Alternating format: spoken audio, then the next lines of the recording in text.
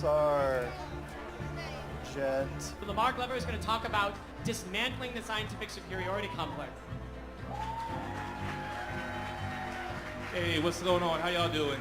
So I want to talk about flat earthers real quick, right? The problem I see is actually not from the side of the conspiracy theorists. It is actually from our side, from the side of science. Very often it's difficult not to look down. I was so frustrated about getting told I was an idiot. So I decided to say, laugh at me all you want, because science is different than the shit they're believing. I've already lost friends and stuff. So I felt so good when I made the shirt. The friend said, you know, sometimes the only way to change somebody's mind is to shame them.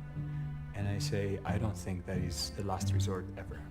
This is the same as saying that if a kid doesn't get a particular subject, it's not your fault as their teacher, it is their fault. I do not believe that. It's just that you haven't developed your empathy to be able to see from their point of view where they're getting stuck. We can't blame it all on people just being delusional or the C word, which is the crazy word. I think a lot of times we say crazy and it's a scapegoat, it's an umbrella term, right? How many people in here have been called crazy before?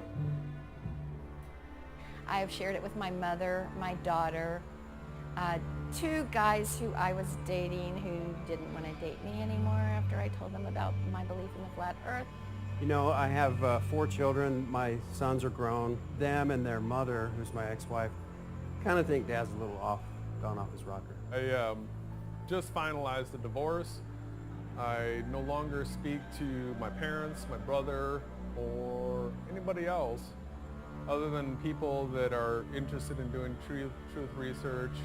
The worst case scenario is you just completely push these individuals at the fringe of society, and then society just lost them. And you would say to yourself, well, why would you pursue something if you're going to have a falling out with your blood relatives? What's important is truth. People give you strange looks, that's fine. If you're not hurting them, let them think what you want. They're just asleep, going through life. They're just background noise. I do find Mark to be a hero, but you're so lovely for doing that for everyone, and it is so touching. But Give me a hug. it just, Give me a hug. you're laughing. No, but I mean, I decided just to give it to you. No, you don't have to give me this. Yeah, give me the pin. I've got apparently a swag bag that's happening. do you get lots of stuff? Not as much. Not like this. Truthers, flat earthers, anti-vaxxers. When we leave people behind, we leave bright minds to mutate and stagnate. These folks are potential scientists gone completely wrong. Their natural inquisitive and rejection of norms could be beneficial to science if they were more scientifically literate. Let's take the metaphor of argument is war. One side wins and the other loses. If my opponent feels he's better than me, that's intolerable to me. So I'll not listen to what he says. Already when he's talking, I'll be planning my counterattack. Another way of thinking about it is, let's go and explore together.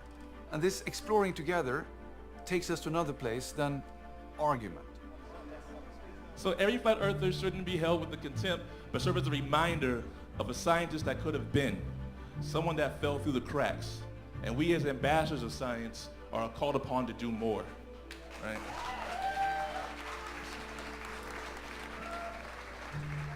So scientists of varying degrees of professionalism seriously consider becoming a mentor to someone who is coming from a non-traditional point of entry to the sciences.